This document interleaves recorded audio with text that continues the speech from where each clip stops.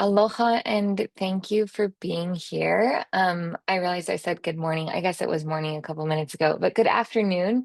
We're glad to have you all here. If you're coming to us from all over the place, it looks like, at least all over the Pai'aina. Um, my name is Sarah Gabrielson, and I am with Hawaii Wildfire Management Organization, and I coordinate the Pacific Fire Exchange Program. Today, I'll be your MC for this webinar titled Building for Wildfire Resilience in Hawaii, Materials, Costs, and Safer Choices. This session is hosted by Hawaii Wildfire Management Organization. I will refer to us as HWMO in partnership with Headwaters Economics, and we'll be hearing from some folks from Headwaters later in this webinar. Just a few quick housekeeping things. The webinar is being recorded. We will share both the recording and the presentation slides to all registrants after the conclusion of the webinar. Feel free to use the chat throughout to submit any questions that you have. And again, thank you so much for being here. Okay, so before I dive into our main presentation, I just wanted to give you a little bit of introduction to HWMO. Our co-director, Nani Barreto, will then provide a quick overview of wildfire in Hawaii and the background of this project. Then we'll turn it over to our guest presenters from Headwaters Economics, who will walk us through this new resource that we're launching today. And we've saved plenty of time at the end for Q&A, so please drop your questions in the chat at any time. So just a little bit of background about HWMO. We are a nonprofit that was founded in 2000. Our mission is to serve as a hub of wildfire prevention, mitigation, and planning activities in Hawaii and across the Western Pacific region through proactive, collaborative, and forward-thinking projects. Over the years, we have built partnerships and resources to advance our vision, which is for the people and places of Hawaii and the Pacific to be wildfire ready and wildfire resilient. And we hope that this resource will add to that. We have lots of partners in this work, including county fire departments, emergency management agencies, state forestry, community leaders, researchers, landowners, and stewards, and many, many others, many of whom are hopefully with us today. So though many of you are familiar with HWMO and our programs, we did note that there are some new faces and names on today's webinar. So we just wanted to give you a brief overview of the program areas that we focus on and the breadth of resources we have available. Our work covers the development of community wildfire protection plans, fire history mapping. We run multiple long-time programs, including the FireWise Communities Program, our Resilient Landscapes Program, and the Pacific Fire Exchange Program. And we produce multiple outreach and education campaigns and coordinating groups. You can find all of these resources and much more at our website, hawaiiwildfire.org. So with that, I will pass it over to Nani Barreto, our co-director for HWMO, to give you some background about wildfire in Hawaii and the need for this project. Thanks so much, Sarah, and welcome everybody. It's so great to see so many folks on the call today. We had a really good turnout yesterday as well. I see familiar names, I see new ones. For new ones, please connect with us later. We'd love to get to know you. So first, why are we all here today? I want to pause and acknowledge that next Friday, August 8, marks 2 years since the fires on Maui, where we all experienced really great loss. We lost 102 individuals, more than 2,000 homes, thousands more displaced. And since then, or at least when the rebuilding effort started to get underway, one of the primary questions that kept coming our way was, how can we build back safer this time? Or how can we build or retrofit with the next fire in mind? We had homeowners, we had builders, government officials, all coming to ask us the same question. What we could offer at that time were material lists and informational resources that were mainly coming from other places. But what we knew they wanted was something that was more specific to our place, to Hawaii. And so this really highlighted to so many of us a really critical need for better building guidance specific to Hawaii. That need, that gap in information really is the primary goal of this project, to bring Hawaii-specific technical guidance and resources to those at the forefront of the rebuilding efforts. Fire is now part of our landscape in Hawaii, but fire does not have to lead to disaster. We can influence fire outcomes when we focus really right where we have the greatest influence, and that's with the design, the construction, the maintenance of our very own homes and our yards. And that's the focus of today's webinar, on understanding how the built environment contributes to wildfire risk and what we can do to design, to build, rebuild, retrofit, and maintain our homes and our yards so that they can withstand fire. To get us all on the same foundational understanding, just some quick background on fire in Hawaii. Hawaii today, as we know it, it's very fire prone. Fires here are increasing in size and frequency and in intensity. This trend has been building really for decades now. We have the perfect recipe for this trend to continue. We've got more human-caused ignitions, more climate extremes where our vegetation is growing rapidly during our heavy rain events and then drying out during our drought episodes. And thirdly, we have lots of combustible materials on and around our homes and our neighborhoods. That includes both vegetation and non-vegetative fuels like homes and structures. About 20,000 acres burn annually in Hawaii. 99% of those are human caused. Roadways with cars idling over dry grass on a windy day are major causes of ignition, but we've also got power lines, we've got campfires, arson, fireworks are all other human sources. A large percentage of our land area is covered in highly flammable grasses and shrubs that burn really fast and really quickly. About 250,000 acres are unmanaged fallow grasslands. And a lot of times it's these grasslands that are posing a really great threat to our communities, especially as neighborhoods start to expand into what we call the wildland urban interface. And that's, where homes in our more natural areas like our grasslands and our forested areas collide. And now that we have these grass fires reaching our residential areas, they can turn into these urban conflagrations. We can think about the LA fires just a few months ago, where one house becomes fuel for the next house, becomes fuel for the next house, and so forth.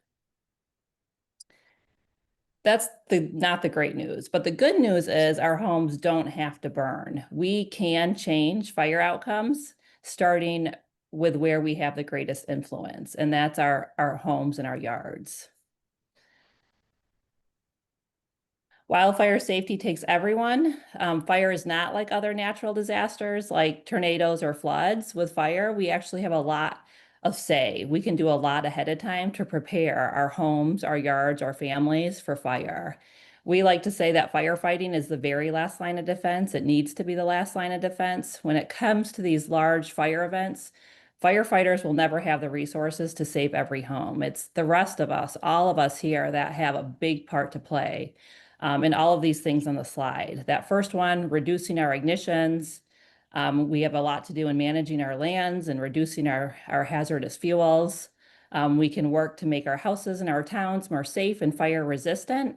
And we can prepare our communities and our families for evacuations and fire safety. And it's this third circle that we're focusing on today, making our houses and our homes more fire resistant. So here we are, and this is the jumping point or the jumping off point for this project with this good piece of news. And that is that what we do on and around our homes, it can make a big difference in whether our home survives a wildfire. We wanted to develop and make available, again, Hawaii-specific resources and provide Hawaii-specific guidance for building back safer, or even building for the first time, but with fire in mind. Really so that we can reduce the ignition potential of our homes and our communities.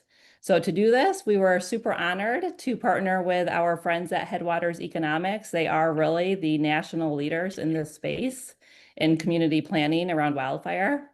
As we teamed up with them to develop these resources, we got a lot of great feedback and guidance from local builders, from community leaders in Hawaii, so that we could make these resources applicable and relevant to you so that you could pick them up and use them in your area.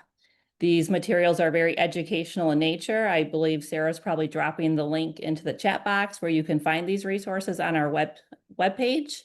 The resources are adaptable, and they're also have adapted the best available information and research to our local context here in Hawaii. And we made these resources so that they're very action-oriented in nature, with the target audience really being homeowners, builders, and architects, and county and state planners and private industry. So with that, I'm going to hand it back to Sarah to introduce our featured presenters and walk us through the exciting new resources that we're all here to explore. Great. Thank you so much, Nani, for getting us oriented and all on the same page. I'd like to introduce this resource that we're launching. We just stuck the link to our website in the chat where you can find Building for Wildfire Resilience in Hawaii, a guide for builders and homeowners. And I also want to introduce our two presenters, Doug Green and Kimmy Barrett, who are both with Headwaters Economics through their Community Planning Assistance for Wildfire program. They have really done the bulk of this research, specifically again for Hawaii, and this analysis to identify materials that are available on Maui and our islands, and put together this wonderful brochure that's really user-friendly as well. So mahalo, Doug and Kimmy, and I'll let you take it from here. Thank you, Sarah. I'm going to share my screen here.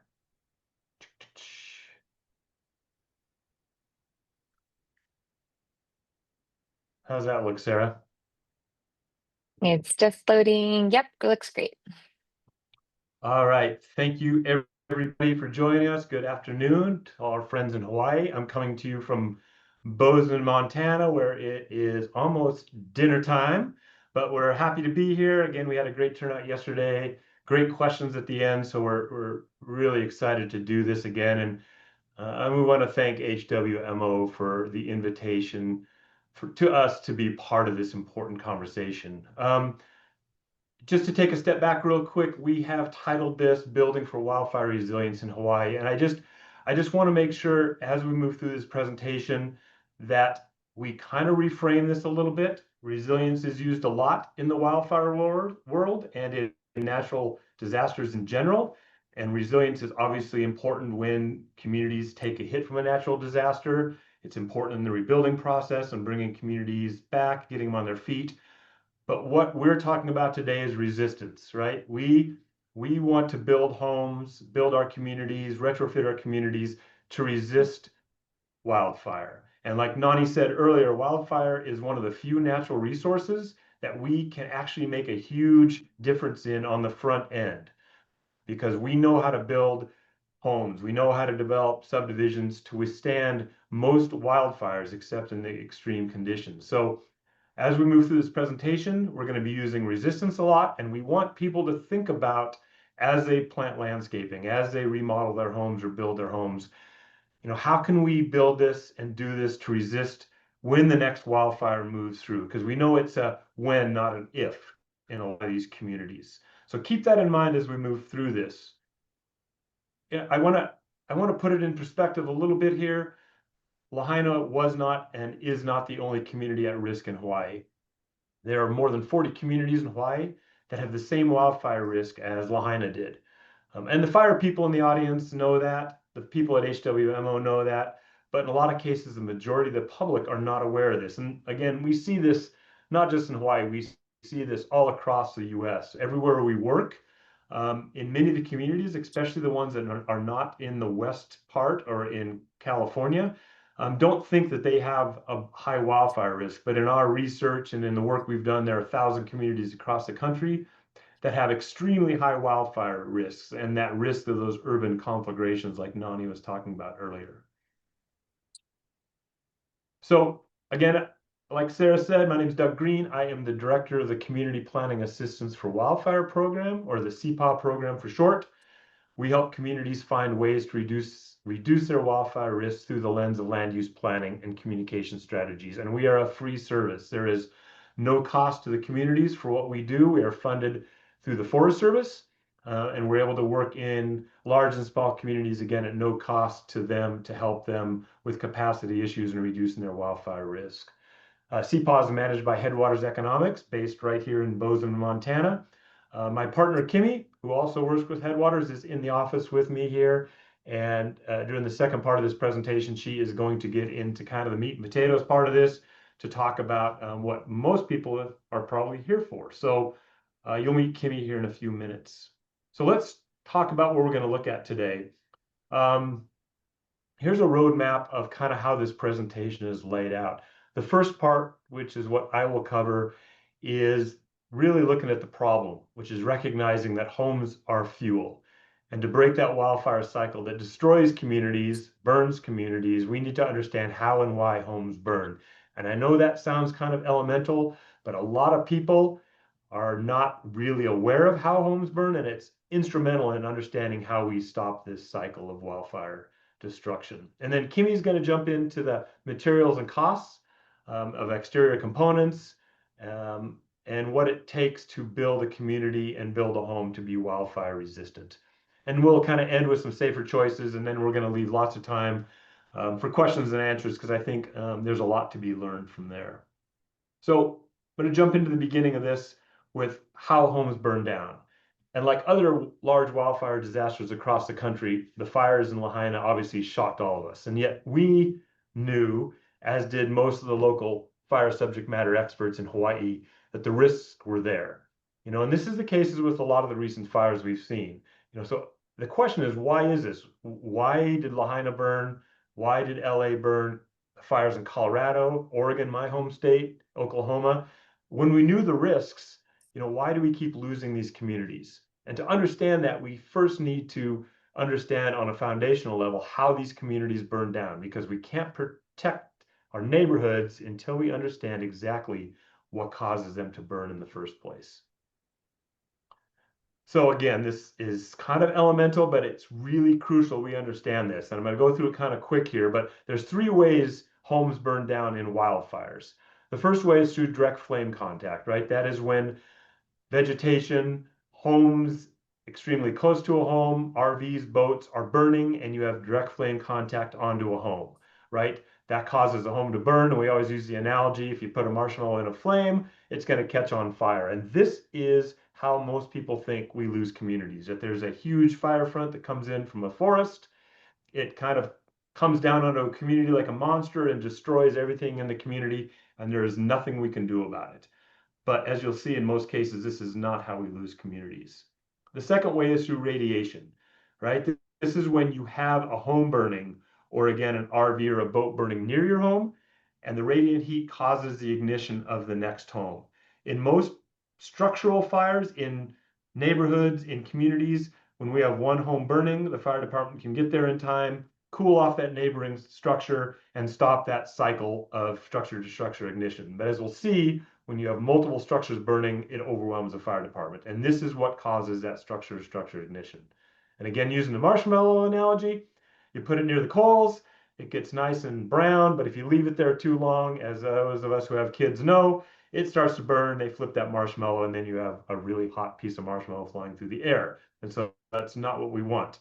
But by far, the most common way we lose neighborhoods and structures is through embers, right? These are tens and thousands of these firebrands moving up to 4 miles ahead of a wildfire, landing on everything flammable in that neighborhood: roofs that are made of wood, gutters that are full of debris, landscaping that burns, bark mulch, things on decks that burn, right? And this is what causes these conflagrations. You have lots of these embers landing in communities. They start multiple homes on fire. You then have direct flame and radiant heat that cause structure to structure ignition, which quickly overwhelms even the largest fire department, like we saw in LA.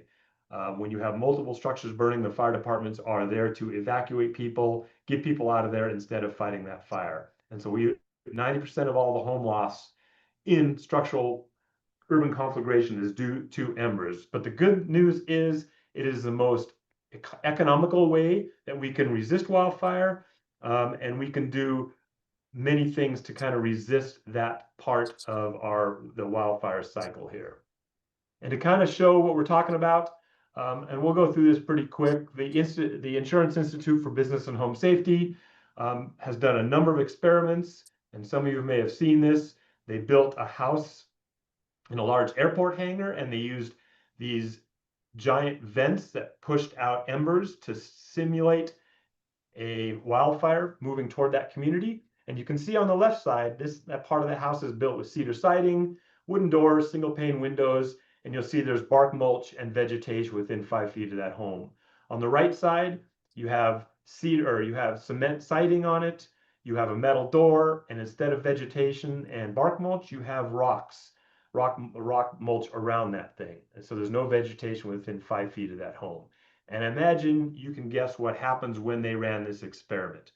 And so this is about 4 minutes into it, and you can already see the house, the bark mulch on the left side has started to ignite. And that immediately ignites the vegetation near that home, the junipers. And that, because of the wind in front of a fire front, moves around the side of the house, catches immediately that wooden siding, and that moves up in toward the attic space and the vents that are up there. And once a fire enters that attic space, and we all know what we store up there, it is pretty much a house that is unsavable once that fire enters the attic space. You can also see the fire moving underneath the wooden deck. Once that deck catches on fire, and then it'll ignite that wooden door. Also with single pane windows, the heat of that fire will break those windows. And once you had flame penetration inside that house, again, you have lost that structure. And they repeated this experiment 3 different times. And every time they had to completely rebuild the home on the left, and the home on the right survived with minimal smoke damage. And again, we're not talking about huge changes here. We are talking about cement siding on here like a hardy board, which is pretty common. We're talking about bark or rock mulch instead of bark mulch. We're talking about simple things like Nani said at the beginning of this that can make huge differences in the survivability of your home and your neighbor's home, okay? And we see this over and over again. This is just a quick picture of what these fire brands, in case you're unfamiliar with them, but there are tens of thousands and hundreds of thousands of these that fly through the air in front of that wildfire. And again, you can imagine landing on anything flammable, they will ignite it immediately, especially in times of high wind and low humidity. And post-fire analysis, again, we see this play out over and over again. We see the loss of structures and with green vegetation still around there. This was not a crown fire. This was not a fire that moved in from the forest and burnt this neighborhood down. This was a neighborhood that ignited from embers from within. The homes burned. You then had structure-to-structure ignition with the vegetation obviously still standing. And again, this is from my home state in Oregon.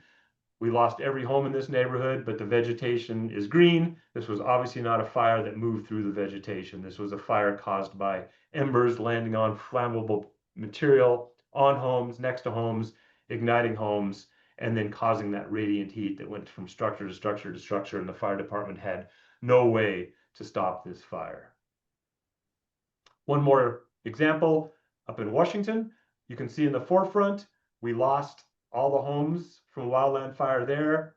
The embers then launched over a neighborhood that wasn't touched and landed on a commercial zone in downtown Wenatchee, destroying a large commercial building. And I know we heard this from a number of people we talked to on the ground in Lahaina who shared similar stories of large embers flying far ahead of that wildfire, landing on roofs in Lahaina and igniting that home. Okay? And so we need to kind of define urban conflagrations because it's important to understand how homes burn down and their direct impact to these urban wildfires.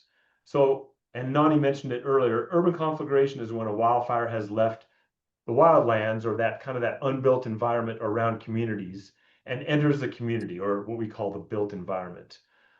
During these disasters, the key difference here between a normal wildfire and an urban conflagration is in an urban conflagration, the homes themselves become the source of fuel, right?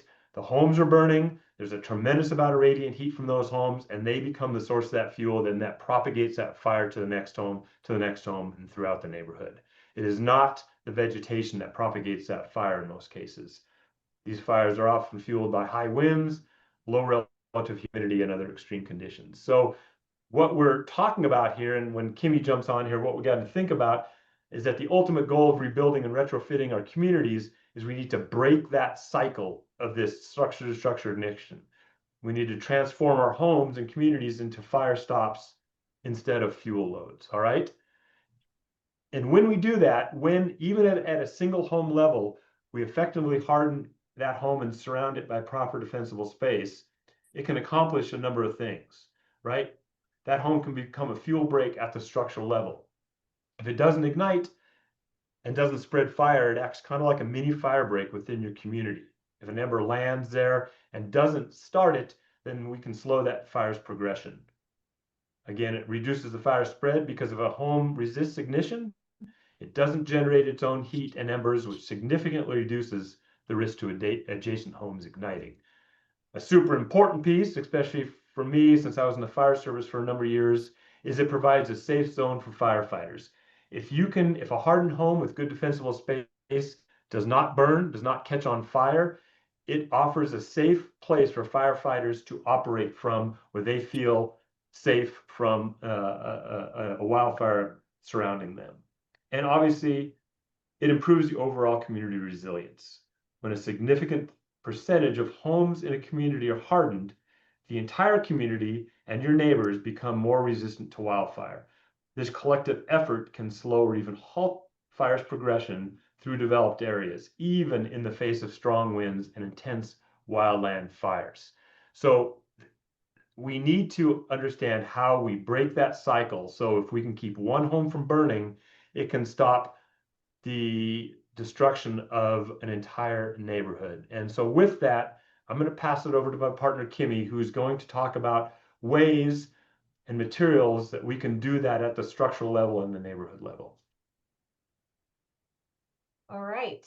Great. Well, thank you, everybody. Aloha, and thank you for that, Doug. My name is Kimmy Barrett, and I'm a senior wildfire researcher and policy analyst here at Headwaters Economics. And I'm going to transition us now into the implementation and the practical application of what we just heard Doug talk about in terms of what does it mean for the building materials and the structural improvements to the home itself for increased wildfire resistance. And very importantly, what are the associated costs for this?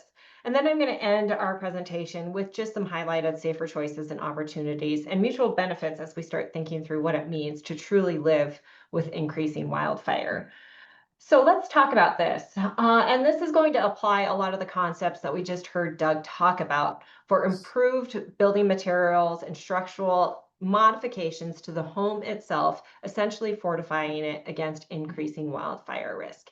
And when we do this, when we think through the actual structural improvements to a home, we're thinking about reducing exposure to one or more of those three types of ignition. And that includes direct flame, radiant heat, and embers. And so these materials are intended to essentially minimize those exposure areas or those flammable surface areas in which one or more of those three sources of ignition can lead to the burning down of the home itself. And then as we heard Doug talk about, once that individual home starts to burn, sometimes from the inside out, it's all that BTU release within the home itself, including burning carpets, furniture, appliances, electronics, and other things that are often petroleum-based products here in America that lead to a high energy release, and then that radiant heat takes over, and then we have that structure to structure spread, particularly under a high wind event that can lead to a community burning.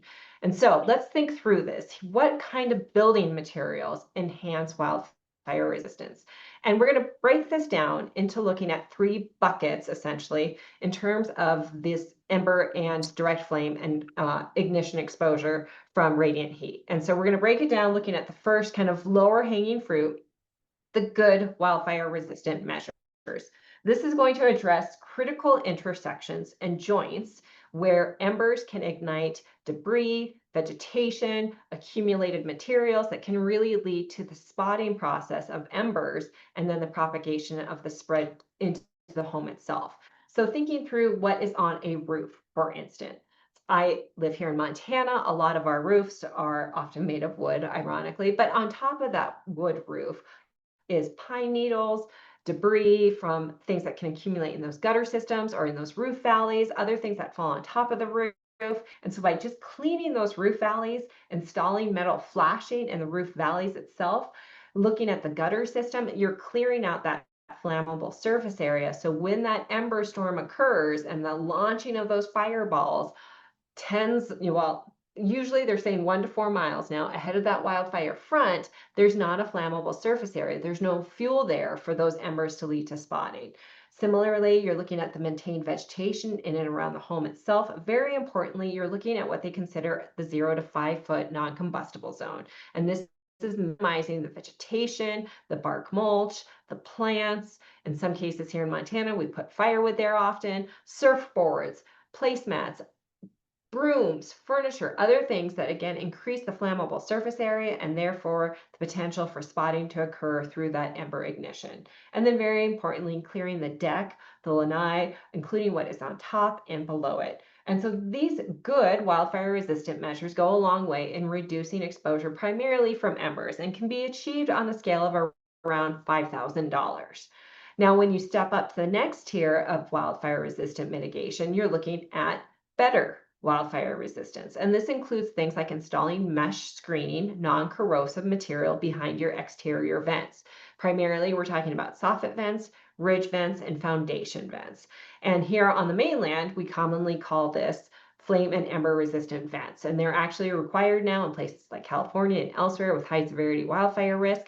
In Hawaii, when we did our analysis, we were not able to procure flame and ember resistant vents through the predominant suppliers, including Home Depot and Lowe's. And so what an alternative would be is just installing metal mesh non-corrosive screening about 1/8, sometimes 1/16 inch in those gap openings behind those exterior vents. And that can go, again, a long way in reducing the potential for embers to intrude into the interior of the home through those exterior vents.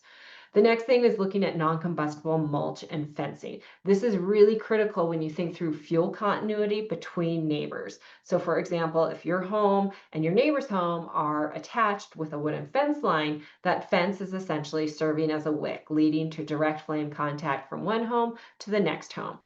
So alternative method for improved wildfire resistance is to remove that first 5 to 10 feet of fencing and replace it with a non-combustible material like metal.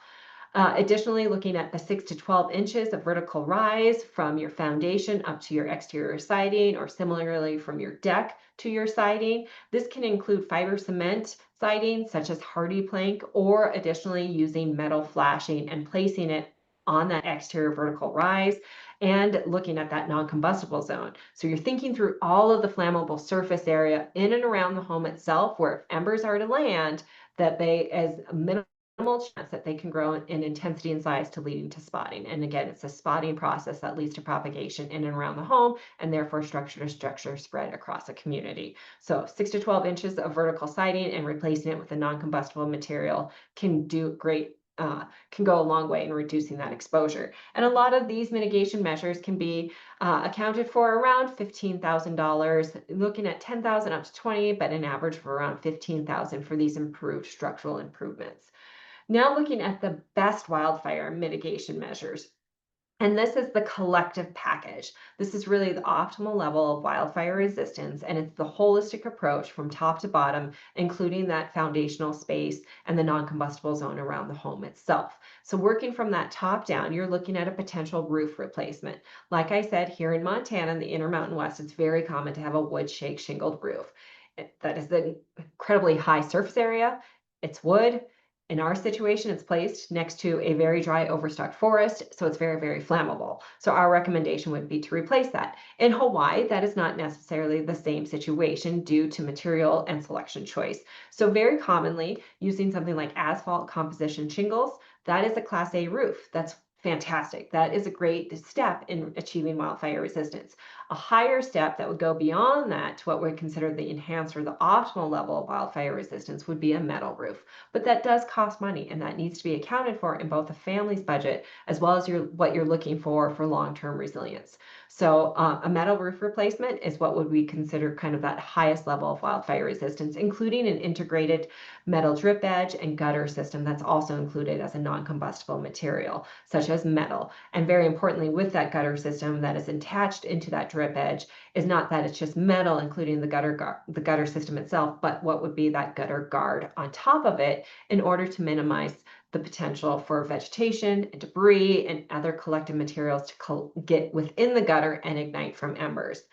Then additionally, you're looking at dual paned tempered glass windows. This is sometimes required for energy efficiency standards, but the importance of this is that when you think through the power of radiant heat and energy release from a nearby burning object, is that single paned windows that are non-tempered can burst under any intense prolonged heat. And when that glass shatters, it's going to fall outwards and it's going to allow the flames to enter into the interior of the home. And once that process starts to occur, then you're leading to ignition of the carpet and the furniture and the curtains and everything within the home itself that's going to start burning.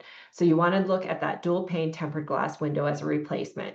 And then the last one that I want to highlight here that's really important when you think through structural ignition is the eave design. So we are encouraging that those eaves are enclosed, but in talking with Hawaii contractors and homeowners on the ground, we heard it was very, very common to have an open eave design. And this makes sense due to ventilation purposes and the tropical air, and you want to make sure that there's adequate airflow within those open eave spaces.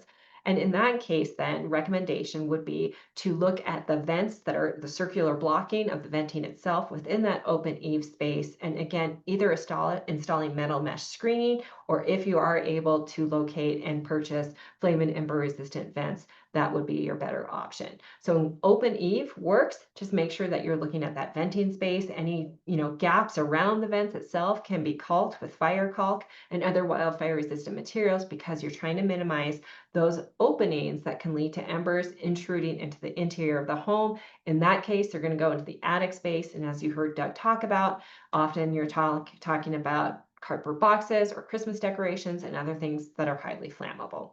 So collectively, looking at all of this, the full package, you're on the scale of around $25,000 upwards, depending on the size and the footprint and the complexity of the home itself. So there's lots of considerations there. But overall, a lot of the best mitigation measures can be achieved anywhere from $5,000 to $15,000. And as your home grows in footprint and envelope, and as that roof design starts to get more complex, you're going to start to add additional costs to that. So it's important to think through that as a homeowner with a minimal budget. Where can you offset some of these costs, and what will meet mutual beneficial aspects of hazard resiliency to other threats that might be specific to your home, such as sea level rise or high wind events or hurricanes or other things that you might want to consider as well.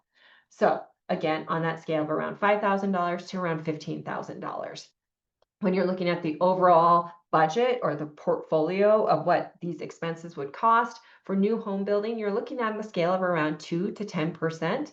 And then when you're looking at retrofit, which is much more complicated due to site-specific conditions of exposure, whether you're on a slope or terrain, if you have predominant winds, if your neighbor's close to you, if you have an RV, all of the variability at that individual site can greatly influencing retrofitting needs. But overall, you're looking at around 10 to 20% of additional costs for wildfire improved measures.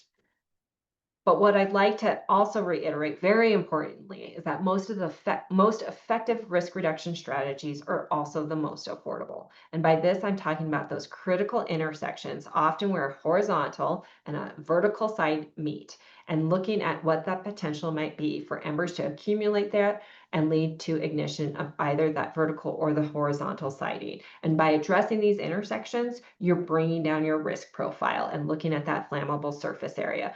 This includes what's on your roof, in your gutter systems, on your deck, and around the foundation itself. Very critical is a maintained non-combustible zone. And then lastly, looking at fuel continuity between different structures. What is connecting your home to your neighbor's home? Is there a hedge? Is there vegetation? What do you have stored around the property itself? Is there a barn or a shed, an RV or a boat? Because all of these are little fuel bombs, and that loading can increase your overall risk profile and ignition exposure in a wildfire event. And then lastly, I want to talk about some of the mutual benefits that building to wildfire resistance can meet, because we do know that there's extensive avoided losses by building and investing now in proactive wildfire risk reduction strategies. Unfortunately, what we did see in the state of Hawaii was an emergency passing in the budget of $1 billion for recovery and rebuilding efforts. What we're seeing in LA right now is on the scale of $250 billion. And unfortunately, a lot of these expenses in the many months and years after a wildfire are borne at the local scale through local business revenues, through infrastructure repairs, hillside stabilization, other improvements that are needed to actually encourage those homes to return to where they are in the ability to not just survive, but to thrive coming out of a wildfire. There's also marketing opportunities and workforce development potential when you start to think through this niche market of building to wildfire resistant standards. We're starting to see it across the Intermountain West, certainly coming out of Lahaina, it's in demand. And this is not something that is going to go away anytime soon. So again, investing now in these mitigation measures, there's great opportunity in it as well. There's mutual hazard resiliency. I referenced this earlier, whether you're talking about sea level rise or hurricane events. And the story I always like to share with everybody on this concept is me personally experiencing this with my family. I live here in Montana. We're located at the base of Yellowstone National Park along the river. So it's a katabatic wind event that comes through often, leading from the Yellowstone Basin. And my parents moved down the street from me. And when I performed a wildfire risk assessment of their property, I said, this is fantastic. You have gravel mulch, you have hardy plank siding, you have a metal roof, your windows are great. And the architect was like, that's very interesting because none of this was done with wildfire in mind. It was all done due to high wind events. And so again, there's these mutual benefits that you can think through when you start thinking about building a more durable, long-term sustainable home into the future, because this also is important for home and community stability. And what is it that we are leaving for this intergenerational ability to not just have a house that can survive a fire, but as I noted earlier, the ability for the neighborhood and the community to thrive as a whole.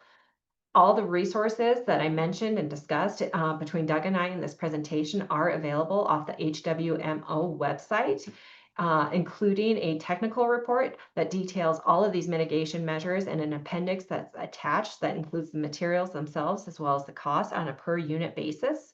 Additionally, there's a spreadsheet that can be downloaded, and this is something that can be looked at. You can explore what the assumptions and the parameters are. You can understand where the resource was included and the specifications to the dimensions of the property and the material itself. So this is a great resource for you to be able to access and understand on your desktop computer at home. And then lastly, there's a brochure that can be downloaded and printed and shared with your contractor or your HOA, elected officials, community leaders, and others who really want to start to learn and explore and understand this really difficult and wicked issue of building to wildfire resistance. And then lastly, we just want to make it a point here. We do work across the country, and what we're seeing in Hawaii is really outstanding, and the efforts that are done through HWMO and its partners, and that all the key ingredients are here with you guys and the momentum to do things differently and to really be that flagship for other communities to follow, not just in Hawaii, but everywhere. And that the knowledge, the passion, the partnerships, and the leaderships of organizations like HWMO and others are really trying to do what they can to demonstrate to others that now is the time to prepare homes and neighborhoods and communities ahead of time before the next wildfire disaster, because we do know how to do things differently, how to build better, smarter, and safer into the future. So with that, I will leave it with our contact information. We went through this material pretty quickly. There's a lot there, but this is our information. If you want to follow up with any emails or inquiries, we're happy to discuss this later. With that, Sarah, we'll turn it back to you. Wonderful. Thank you so much, Kimmy and Doug. That was fantastic. Thanks for giving us an overview. Again, all of those resources have been posted in the chat and are available online for everyone to read and download and use. Feel free to put your questions in the chat. We're going to move to the question and answer portion of this conversation. I'll be pulling questions out of the chat from private messages and also from the registration submissions. And we'll actually go ahead and just get started on some of the registration submissions because hopefully there are some questions that kind of span many folks. We got a bunch of themes back from those that were quite similar. The first one, I do just want to touch on this, and I'm going to combine this question actually with a question that just popped into the chat as well. We have been in conversation with you all about post and pier building structures. And I'm thinking about this especially within the context of retrofitting. Can you all talk a little bit about any ideas for that? And the sort of second piece of that, again, in the retrofitting lens, is on typical single wall construction. And so any recommendations for both the post and pier and then the single wall construction for retrofitting? Yeah, I'll jump on the post and pier for sure because obviously Hawaii has much more of that than we see in other parts of the country we work in. And it was an interesting challenge that when we got there on how we understand the reason post and pier is used, and it's an obvious place to store things underneath there and becomes a significant wildfire risk, not only for what's stored underneath there, but when you have leaves and things that accumulate underneath there, sometimes it's hard to get underneath there and actually clear those out. And so we've actually been working pretty closely with Kauai County, who's kind of on the forefront of this, on finding ways to inexpensively and quickly retrofit those so they're safe from the wildfire ember transfer piece, right? And the easiest way to do that is through wire mesh, putting wire mesh around the base of those homes.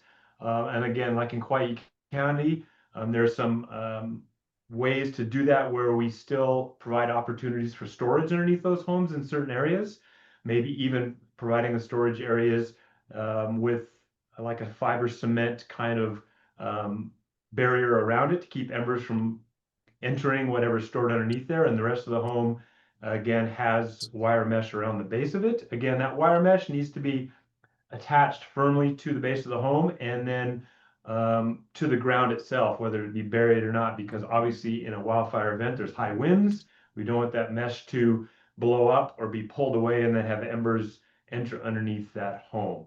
And so there are a lot of resources online on how to do that. We're seeing that done in California a lot now. It's not post and pier construction, but it is ways where they are protecting underneath stairways or underneath wooden decks with the same type of strategies. But there are ways to do it, and we know you still need to enter underneath that home for access. But there are ways to. We're happy to answer those questions more specifically after this, Sarah. If people want to shoot them our way. And again, Kauai County is doing some really great things there with their techniques of trying to protect the homes like that. And then adding to the single wall question, the recommendations for that would be largely the same to any exterior wall, but essentially what you're looking for in a retrofitting scenario would be to address the first 6 to 12 inch as a single wall. I'd probably say 12 to 24 inch vertical rise, whether that's installing a metal flashing over that, or if you can, replacing it with a non-combustible material. Really, metal flashing seems to be the most viable option there. And then very, very important, complementary to that, is to address the non-combustible zone around that base and the foundation. So you're looking at a 0 to 5 foot perimeter around the single wall itself, in which all potential materials that are flammable have been removed and addressed. Great, thanks. And can I just clarify that, Kimmy? Is that because when we're thinking about embers that are accumulating on the ground and potentially burning at that surface level to vertical interface, you're trying to prevent those from catching that single wall on fire right where it's at the base? Is that correct? That's exactly right, Sarah. Yeah, and I think one of the big fallacies out there right now is when we think through retrofitting, there is this assumption that all 4 exterior walls of a home need to be replaced. And while that might be the highest practice and meet the optimal level of wildfire resistance, that's not necessarily required, and it's obviously not affordable for many. So what you want to do in that case is really address the potential of the wall igniting in the first place. And what that would be is looking at that flashing to, as you just noted, Sarah, reduce ember exposure. And then it has to be complemented by the 0 to 5 feet, because in doing so, you're preventing, even if those embers land, there's no flammable fuel there for them to ignite. If there is, then they'll ignite that base, and then there's lateral spread up the siding of the home, and then it gets caught in the eave design, and then the heat trapping mechanism of the eave itself circulates the radiant heat in there, and then you have ember intrusion or direct flame contact through the vents. So you want to, it's that sequence, and you're trying to really get at the initial ignition point, and that can be done through addressing the vertical rise between where the foundation and the home itself meet. Great. Thank you so much for that. There's a question in the chat that also aligns with a bunch of questions that we got in the registration. And these are questions around any kind of grant opportunities or financial support for folks that are looking at building with wildfire resistance in mind or doing this retrofitting. Nani, maybe I'll pass it to you to talk on the Hawaii front, and then we can pass it back to Headwaters to talk about some other locations and places that are dealing with this. Sure. Yeah. Thanks, Sarah. It's a good question. I wish I had a better answer. It is something we've been thinking about, but we're not aware of any sort of home hardening or cost share programs that are available right now locally in Hawaii. I do know there are other states, California, Oregon, they have implemented cost share programs to help homeowners make these upgrades. It's something we probably should consider and think about. I mean, we run the Firewise Communities program, and a lot of times we can raise funds that support their community level mitigation projects, but we don't have any sources. We're not aware of any sources that support individual level upgrades or retrofits. But it is, exactly the kind of solution that we could potentially propose to our legislature. I mean, thinking about the green fees that are coming up, that could be a good use of those kind of things. So while there's no program like this that I know of at the moment, it doesn't mean that there can't be. Great. Yeah. Anything to add, Kimmy or Doug? Only that, as Nani noted, this is being done in other states, but at a very elemental level right now, because right now there's actually no funding in this administration for these critical mitigation measures we need with respect to individual homes and what we call the built environment. And that includes structures themselves, neighborhoods, and infrastructure. So without that funding available at the federal level, it really leaves local jurisdictions at a loss about where can they provide the seed money as well as the cost share. There was previously FEMA's BRIC grant. BRIC did fund home hardening if a community successfully received the award, but as anybody knows who's explored FEMA grants, they can be incredibly unwieldy and overwhelming if you don't have resources and capacity to apply for the grant in the first place.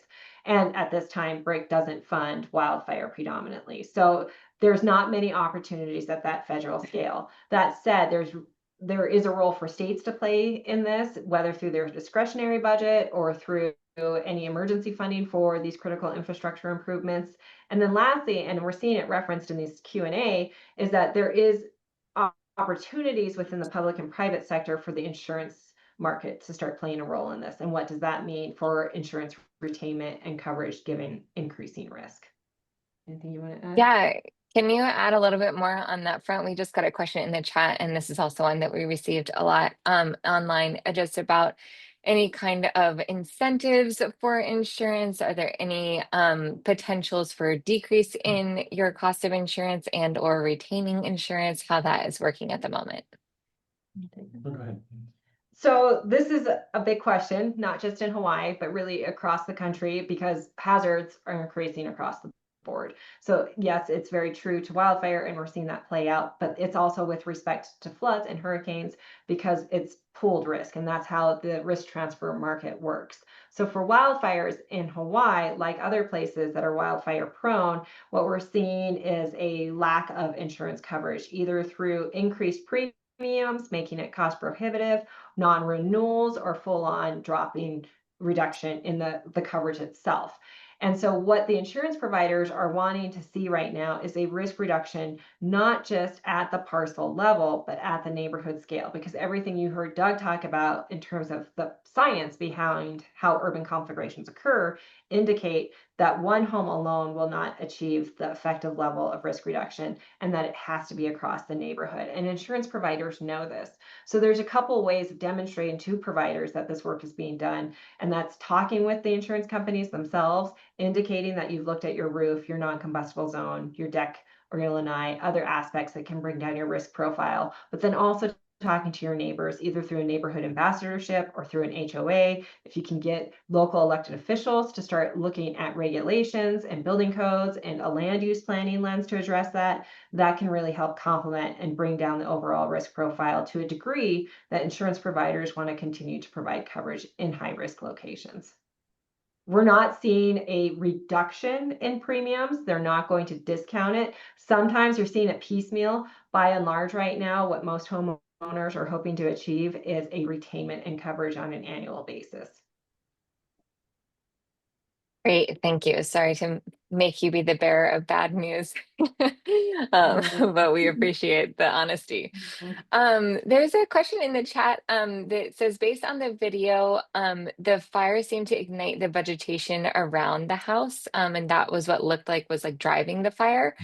Without the vegetation around the home, was the non-protected home still fire resistant? That's a great question. They did not run that experiment, but yes, the vegetation obviously was the impetus for igniting that structure each and every time.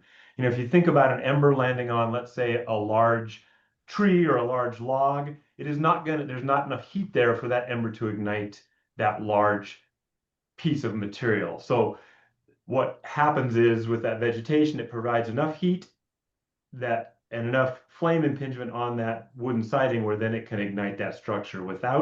That's why we get asked this all the time, what is the one thing we can do to protect our home? And it is that 0 to 5 feet of vegetation removal. And not just vegetation, we're talking no bark mulch, nothing that can ignite there, because that is where you get embers landing, accumulating.